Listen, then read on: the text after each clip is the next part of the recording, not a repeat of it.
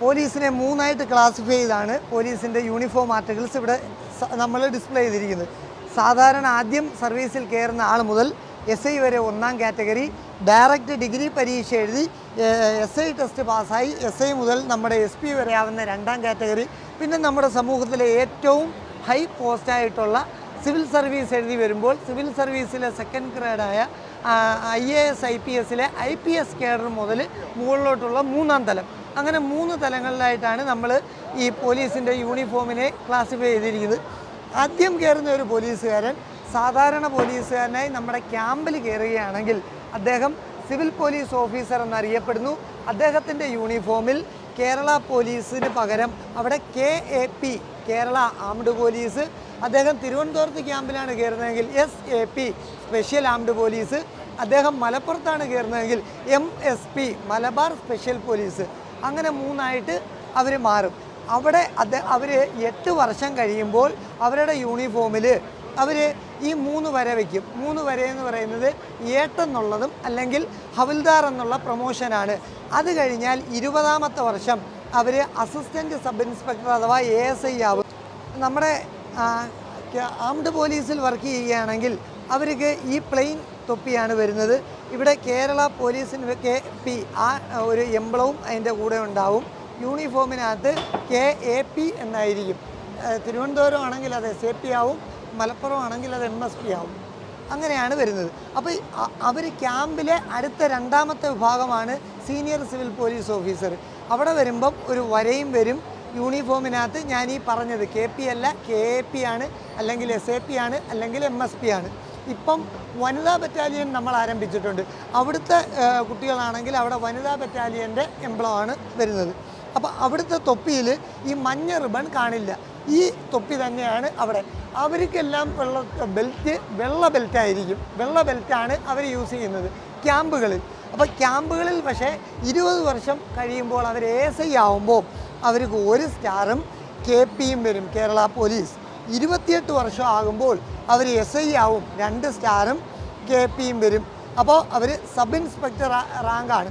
ഇനി സാധാരണ ഒരു 30 വർഷം സർവീസുള്ള ഒരാൾ സർവീസിൽ കയറി 30ഓ 32ഓ വർഷം ആവുകയാണെങ്കിൽ ഈ പ്രകാരം കേഡർ പ്രകാരം നമ്മൾ SI ആയിട്ട് അവർ പിരിയും. ഇതാണ് നിലവിലെ സ്ഥിതി. ഇനി ലോക്കൽ സർവീസിലേക്ക് വരികയാണെങ്കിൽ ഇവർ ക്യാമ്പിൽ നിന്ന് നമ്മുടെ ലോക്കൽ സർവീസിലേക്ക് വരുന്നു. ലോക്കൽ സർവീസിലേക്ക് വരുമ്പോൾ അവരുടെ തൊപ്പി, ഈ തൊപ്പി മാറി ഈ തൊപ്പി വരുന്നു ലോക്കൽ സർവീസിൽ. അവിടെ KP തന്നെയാണ് വരുന്നത്, Kerala police civil police officer എന്നാണ് പേര്. തൊപ്പി ഒരു മഞ്ഞ റിബണും കൂടെ അതിനകത്ത് കയറി വരുന്നു. ഇനി ഇവിടെ ലോക്കൽ പോലീസിൽ വന്ന് നമ്മൾ 12 വർഷം കഴിയുമ്പോഴാണ് നമ്മുടെ ഗ്രേഡ് മാറുന്നത്. 12 വർഷം കഴിയുമ്പോൾ നമ്മൾ ഗ്രേഡ് 8 ആവുന്നു. കേരള പോലീസ് തന്നെയാണ് സീനിയർ സിവിൽ പോലീസ് ഓഫീസർ എന്നാണ് അറിയപ്പെടുന്നത്. ഈ മഞ്ഞ റിബൺ തന്നെയാണ് വരുന്നത്. 20 വർഷം കഴിയുമ്പോൾ അദ്ദേഹം പിന്നെ ASI ആവും, അസിസ്റ്റൻറ്റ് സബ് ഇൻസ്പെക്ടർ ആവും. നമ്മുടെ തൊപ്പി മാറും, യൂണിഫോമിനകത്ത് സ്റ്റാർ ഒരെണ്ണം വരും, ഒരു റിബൺ വരും, KP തന്നെ വരും. നമ്മുടെ ഷൂ അതുവരെ നമ്മൾ ഉപയോഗിച്ചുകൊണ്ടിരുന്ന ബ്ലാക്ക് ഷൂ മാറി ബ്രൗൺ ഷൂ ആവും. അതുകൂടാതെ ഈ SIമാരുടെ തൊപ്പി എന്ന് പറയുന്നത് നമ്മുടെ ബെൽറ്റ് എന്ന് പറയുന്നത് റെഡ് ബെൽറ്റാണ്. നമ്മുടെ ബ്ലാക്ക് ബെൽറ്റ് ആണ് നമ്മൾ ലോക്കലി വരുമ്പോൾ കൊടുക്കുന്നത്. നമ്മൾ ആംഡ് പോലീസിലായിരുന്നപ്പോൾ വൈറ്റ് ബെൽറ്റ്, നമ്മൾ ലോക്കലിൽ വരുമ്പോഴത്തേക്ക് ബ്ലാക്ക് ബെൽറ്റ്, നമ്മൾ പ്രൊമോഷൻ ആയി കഴിഞ്ഞാൽ നമ്മൾ ബെൽറ്റ് റെഡിലേക്ക് മാറും, നമ്മുടെ ഷൂ റെഡായിട്ട് മാറും. നമ്മുടെ യൂണിഫോമിനകത്ത് ഈ വരും 28ാമത്തെ വർഷം വരുമ്പോൾ അവർ SIമാരാകുന്നു. 28 വർഷം 2 സ്റ്റാർ വരുന്നു. KP തന്നെയാണ്, കേരള പോലീസ് തന്നെയാണ്, സബ് ഇൻസ്പെക്ടർ ലെവലിലേക്ക് അവർ മാറുന്നു. ഇനി 28 ഒരു 30-33 വർഷത്തിന് മുകളിൽ സർവീസുള്ള ഒരാൾ ഒരു 18-20 വയസ്സിൽ കയറുന്ന ആളാണെങ്കിൽ അദ്ദേഹം ചിലപ്പോൾ CI ആവും. പഴയ പേരാണ് CI, സർക്കിൾ ഇൻസ്പെക്ടർ എന്ന് പറയുന്നത് പഴയ പേരാണ്. ഇപ്പം നമ്മളതിന് പറയുന്ന പേര് ഇൻസ്പെക്ടർ ഓഫ് പോലീസ്. ഇദ്ദേഹമാണ് സ്റ്റേഷൻ്റെ ചുമതലക്കാരൻ. സ്റ്റേഷൻ്റെ ചുമതലക്കാരൻ CI ആവുന്നത് കൊണ്ട് അദ്ദേഹത്തെ നമ്മൾ ISHO എന്ന് പറയും, സ്റ്റേഷൻ ഹൗസ് ഓഫീസർ എന്നാണ് നമ്മൾ പറയുന്നത്. പിന്നെ ഇവിടെ നമ്മൾ പ്രത്യേകം ശ്രദ്ധിക്കേണ്ടുന്ന ഒരു കാര്യം, ആ തുടക്കം കയറുന്ന പോലീസുകാരൻ മുതൽ SI വരെ നമ്മൾ കേരള പോലീസ് KP ആയിരുന്നുവെങ്കിൽ CI മുതൽ അങ്ങോട്ട് മുകളിലോട്ട് വരുമ്പം കേരള പോലീസ് സർവീസ് എന്നാവുന്നു, KPS ആവുന്നു. 3 സ്റ്റാർ വരുന്നു. ഈ 3 സ്റ്റാർ വരുന്ന KPSോടുകൂടി ഇദ്ദേഹം നമ്മുടെ 2ാം ഘട്ടത്തിലേക്ക് പോവുകയാണ്. ഇത് നമ്മുടെ ഗസറ്റഡ് പോസ്റ്റിലേക്ക് മാറുകയാണ്. ഗസറ്റഡ് ഉദ്യോഗസ്ഥനാണ് CI റാങ്ക് മുതൽ മുകളിലോട്ട്. അപ്പം ഇത് കഴിയുമ്പോഴത്തേക്ക് നമ്മുടെ എംബ്ലം തൊപ്പിക്കകത്ത് ഇതുവരെ ഉപയോഗിച്ചിരുന്ന തൊപ്പിയിൽ KP കേരള പോലീസ് ആയിരുന്നുവെങ്കിൽ നമ്മുടെ ഇൻസ്പെക്ടർ റാങ്കിലേക്ക് വരുമ്പോൾ KPS ആവുകയാണ്, കേരള പോലീസ് സർവീസായി മാറുകയാണ്. ഇനി ഇതും കഴിഞ്ഞ് നമ്മുടെ ഇപ്പം നമ്മൾ സാധാ പോലീസുകാരനായിട്ട് കയറിയ ആൾ ഇവിടം വരെ വരുന്നത് 2ാം ഘട്ടം ഡയറക്റ്റ് SI ആയിട്ട് വരുന്ന ഒരാൾ ഡിഗ്രി ലെവൽ പരീക്ഷ എഴുതി സാധാ പോലീസുകാരനല്ലാതെ ഡയറക്റ്റ് SI ആയിട്ട് വരുന്നത്. ഡയറക്റ്റ് SI ആയിട്ട് വരുന്ന ഒരാൾ അദ്ദേഹം സർവീസിൽ കയറുന്നു. 2 സ്റ്റാറും ഒരു കേരള പോലീസ് എന്നുള്ള എംബ്ലവും ഡയറക്റ്റ് SI ആയിട്ട് അദ്ദേഹം സർവീസിൽ കയറുന്നു. സർവീസിൽ കയറിയാൽ അദ്ദേഹത്തിൻ്റെ 2ാമത്തെ കാലഘട്ടം എന്ന് പറയുന്നത് പ്രൊമോഷൻ കിട്ടി. അദ്ദേഹം എന്ത് ചെയ്യുന്നു? ഇൻസ്പെക്ടറായി മാറുന്നു. അപ്പോൾ ഇൻസ്പെക്ടർ ആവുന്നതോടുകൂടി അദ്ദേഹം ഗസറ്റഡ് പോസ്റ്റിൽ വരുന്നു. അത് കഴിഞ്ഞുള്ള നെക്സ്റ്റ് പ്രൊമോഷൻ എന്ന് പറയുന്നത് അദ്ദേഹം DYSP ആണ്, deputy superintendent of police, DYSP. അപ്പോൾ DYSP ആകുമ്പോഴത്തേക്ക് നേരത്തെ പറഞ്ഞതുപോലെ സ്റ്റാറിന് വ്യത്യാസമില്ല, നമ്മുടെ KPS സർവീസ് തന്നെയാണ്. ഈ ഒരു റിബൺ ചേഞ്ച് ആകുമെന്നുള്ളത് മാത്രമേ ഉള്ളൂ, ഷോൾഡറിലെ റിബൺ. അവരെ തിരിച്ചറിയുന്നത് അങ്ങനെയാണ്. പിന്നെ DYSPമാർക്കും നേരത്തെ ഈ തൊപ്പി തന്നെയാണ് ഉപയോഗിക്കുന്നത്. ഇപ്പം സൗകര്യപ്രദമായിട്ട് നമുക്ക് ഇങ്ങനെ ഒരു തൊപ്പിയും കൂടെ വരുന്നത്. അത് നമുക്ക് കൊണ്ടുപോകുന്നതിനും കൊണ്ട് നടക്കുന്നതിനും മറ്റുള്ളതിന് അല്പ സൗകര്യപ്രദമായിട്ട് ഇത് തന്നെ എന്ന് നിർബന്ധമില്ല, ഇത് തന്നെ ഉപയോഗിക്കണമെന്ന് നിർബന്ധമില്ല. അപ്പം ഡയറക്റ്റ് SI ആയിട്ട് കയറുന്ന ആൾ CI ആയി, DYSP ആയി. ഇനി അദ്ദേഹം ചിലപ്പോൾ സർവീസ് ഒരു 20-22 വയസ്സിൽ കയറുന്ന ആളാണെങ്കിൽ, സർവീസ് ഉള്ള ആളാണെങ്കിൽ SP വരെ ആവും. SP വരെ ആകുമ്പോൾ അവിടെ ഒരു പ്രത്യേകത, DYSP ഇതിനിടയ്ക്ക് ഒരു റാങ്കുണ്ട്. ഈ DYSP കഴിഞ്ഞിട്ട് നമ്മൾ അഡീഷണൽ SP ആവും. അതെന്ന് പറയുന്നത് സീനിയർ DYSPയാണ്. ഏറ്റവും സീനിയർ ആയിട്ടുള്ള DYSP അഡീഷണൽ SP ആവും. അഡീഷണൽ SP ആകുമ്പോൾ അഡീഷണൽ SPയുടെ യൂണിഫോമിൽ ഈ ഒരു സ്തംഭം മാത്രമാണുള്ളത്. മനസ്സിലായോ? ഇവിടെ KPS ആണ്, കേരള പോലീസ് സർവീസാണ്, ഒരു സ്തംഭം മാത്രം അഡീഷണൽ SP. ഇത് സീനിയർ DYSP ആണ് നമ്മൾ അഡീഷണൽ SP എന്ന് പറയുന്നത്. അഡീഷണൽ SP കഴിഞ്ഞിട്ടുള്ള അവരുടെ അടുത്ത പ്രൊമോഷൻ SP ആവുന്നു. SP ആവുമ്പോഴത്തേക്ക് സ്തംഭവും ഒരു സ്റ്റാറും. അവർക്ക് KPS ആണ് ഇവിടെ വരുന്നത്. അപ്പോൾ IPS വർഷാവർഷം ഗവൺമെൻറ് ഇത്ര പേർക്ക് കൺഫേർഡ് ചെയ്ത് IPS കൊടുക്കുന്നു. IPS കിട്ടാൻ സർവീസുള്ള യോഗ്യതയുള്ള ഒരു പോലീസ് ഉദ്യോഗസ്ഥനാണ് ഇദ്ദേഹമെങ്കിൽ ഈ സ്തംഭവും സ്റ്റാറും IPSും കിട്ടി വരുന്നു. ഇനി IPS അദ്ദേഹത്തിന് കിട്ടുന്നില്ല, KPSൽ വന്ന് അവസാനിക്കുകയാണെങ്കിൽ അദ്ദേഹം SP റാങ്കിൽ വന്ന് അവസാനിക്കുന്നു. ഇത് 2ാം ഘട്ടം ആണ് തീരുന്നത്. 1ാം ഘട്ടം നമ്മൾ പോലീസുകാരനായിട്ട് കയറുന്ന ആൾ SI വരെ വന്ന് അവസാനിക്കുന്നു. 2ാം ഘട്ടം SI ആയിട്ട് കയറുന്ന ആൾ മാക്സിമം SP വരെ ആവുന്നു. ഇല്ലെങ്കിൽ ഒരു DYSPയോ അഡീഷണൽ SPയോ വരെ ഒന്ന് നിൽക്കാം. 3ാം ഘട്ടം എന്ന് പറയുന്നത് നമ്മുടെ ഇന്ത്യയിലെ അല്ലെങ്കിൽ കേരളത്തിലെ അല്ലെങ്കിൽ എവിടുത്തെ ആയാലും നമ്മുടെ ഏറ്റവും വലിയ ഒരു സർവീസ് എന്ന് പറയുന്നതാണ് സിവിൽ സർവീസ്. അത് സിവിൽ സർവീസ് എന്ന് പറയുമ്പോൾ അതിൻ്റെ തന്നെ ഒരു പ്രാധാന്യം എല്ലാവർക്കും അറിയാമല്ലോ. അതിൽ ഏറ്റവും ഇമ്പോർട്ടൻ്റ് ആയിട്ടുള്ളതാണ് IAS IPS. അതാണ് ആൾക്കാർ കൂടുതലും ചോയ്സ് ചെയ്യുന്നത്.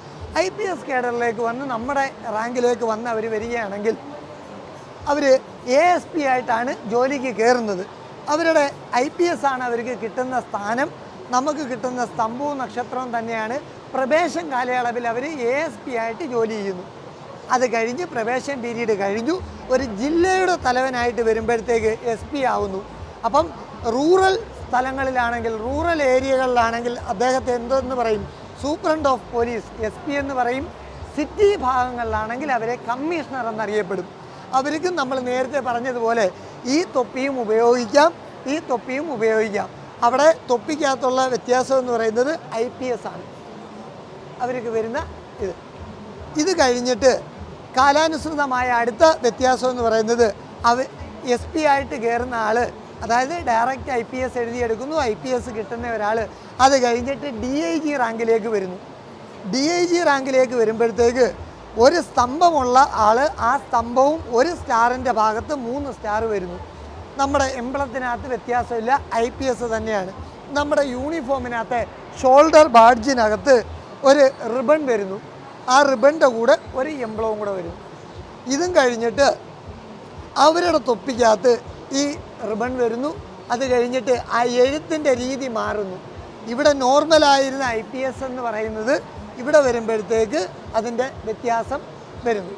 ഇനി ഈ DIG കഴിഞ്ഞു, DIG IG ആയി പ്രമോഷനായി. IG ആയി പ്രമോഷൻ ആകുമ്പോഴത്തേക്ക് നമ്മുടെ തൊപ്പിയിൽ വീണ്ടും വ്യത്യാസം വരികയാണ്. തൊപ്പിയിലെ ഈ നീല പിന്നെ ഈ റിബണിൻ്റെ കൂടെ നമ്മുടെ എംബ്ലം വരുന്നത് കൂടാതെ ഒലിവ് ഇലയെ പ്രസൻറ്റ് ചെയ്ത് നമ്മുടെ ഒരു ഒലിവ് ഇല ഇവിടെ വരുന്നുണ്ട്. ഇത് IG ആകുമ്പോഴാണ്. DIG ആകുമ്പോൾ അതില്ല. ഇനി അതും കഴിഞ്ഞിട്ട് നമ്മുടെ യൂണിഫോമിൻ്റെ കഴുത്തേൽ ആ ഇത് തന്നെയാണ് വരുന്നത്. അവിടെയും വ്യത്യാസമുണ്ട്. ആ വന്നിരിക്കുന്ന രണ്ട് എംബ്ലങ്ങൾ തമ്മിൽ വ്യത്യാസമുണ്ട്. ഇവിടെ ആ ഒലിവ് ഇലയെ തന്നെയാണ് അതിനകത്ത് പ്രസൻറ്റ് ചെയ്യുന്നത്. അത് കഴിഞ്ഞിട്ട് അവരുടെ ഷോൾഡർ ബാഡ്ജ് ഒരു സ്റ്റാറും ക്രോസ് ചെയ്ത ബോളും പാറ്റേണുമാണ് വരുന്നത്. നമ്മുടെ IPS എന്ന് പറയുന്ന ലെറ്ററിനും വ്യത്യാസമില്ല. അദ്ദേഹം IG ആയി മാറി, ഇൻസ്പെക്ടർ ജനറൽ ഓഫ് പോലീസായി മാറി. ഇത് കഴിഞ്ഞിട്ട് രണ്ട് പ്രൊമോഷനാണുള്ളത്. ഒന്ന് ADGPയും ഒന്ന് DGPയും. ഇത് കഴിഞ്ഞ് ഞാൻ നേരത്തെ പറഞ്ഞതുപോലെ തന്നെ ADGPക്കും DGPക്കും ഒറ്റ യൂണിഫോം ആർട്ടിക്കിൾസ് തന്നെയാണ്. അപ്പം ADGP ആകുമ്പോഴും ഈ ഇത് തന്നെയാണ്. അപ്പോൾ അവിടെ IG ആയിരുന്ന ഒരു ഒലിവില മാത്രം പ്രസൻറ്റ് ചെയ്തിരുന്ന തൊപ്പിയിൽ രണ്ട് ഒലിവില പ്രസൻറ്റ് ചെയ്യുന്നു. അത് ഫലത്തിൽ നമ്മൾ നോക്കുമ്പോൾ 4 ഒലിവിലയായിട്ട്, അതായത് 2 ലീഫ് ഇങ്ങനെയും 2 ലീഫ് ഇങ്ങനെയും 4ആയിട്ട് നമുക്ക് തോന്നും. 2 ഒലിവിലയായിട്ട് പ്രസൻറ്റ് ചെയ്തിരിക്കും. ഇത് കഴിഞ്ഞാൽ അവരുടെയും പിന്നെ എംബ്ലം ഇത് തന്നെയാണ്. ക്രോസ് ചെയ്ത ബോളും പാറ്റേണും നമ്മുടെ സ്തംഭവുമാണ്. അത് കഴിഞ്ഞിട്ട് ഈ എംബ്ലത്തിനകത്ത് നമ്മുടെ ഒലിവില അല്പം കൂടി വലുതാവുകയും നമ്മൾ നേരത്തെ കണ്ടിരുന്ന ഈ ചെറിയ ആ ഒരു ക്രോസ് അല്പം കൂടി വലുതായി വരികയും ചെയ്യുന്നു. മനസ്സിലായോ? ഇനി ഇവിടെ കൊണ്ട് നമ്മൾ തീർന്നു. Director general of police DGP അവിടെയാണ് നമ്മുടെ പോലീസിൻ്റെ ഏറ്റവും ഉയർന്ന അധികാരി. പക്ഷേ പോലീസിൻ്റെ തലപ്പത്ത് DGPമാർ 4-5 പേര് കാണും, 5-6 പേര് DGPമാരുണ്ട്. പോലീസിൻ്റെ തലപ്പത്ത് ഒരൊറ്റ DGPയേ ഉള്ളൂ. അദ്ദേഹത്തെ നമ്മൾ അറിയപ്പെടുന്ന പേര് സ്റ്റേറ്റ് പോലീസ് ചീഫ് എന്നാണ്. അപ്പോൾ പോലീസിൻ്റെ തലപ്പത്തുള്ള DGP ഇപ്പം നിലവിൽ നമുക്കുള്ളത് ഷേഖ് ദർവേശിഷ് സാഹിബ് എന്ന് പറയുന്ന സാറാണ്.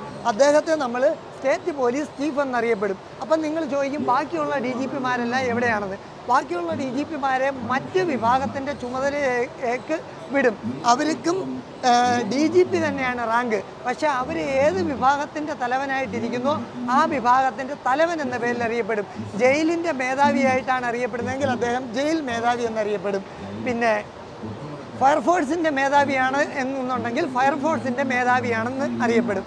അങ്ങനെ ആ റാങ്കിൽ വ്യത്യാസമില്ല, DGP റാങ്ക് തന്നെയാണ്. ഇങ്ങനെയാണ് നമ്മൾ 3ആയിട്ട് ഇതിനെ ഡിവൈഡ് ചെയ്ത് പോകുന്നത്. സാധാരണ പോലീസുകാരൻ മുതൽ SI വരെ, ഡയറക്റ്റ് SI മുതൽ നമ്മൾ DYSP, മാക്സിമം SP, ഇനി IPS കിട്ടുന്ന ആൾ DGP വരെ എത്തും.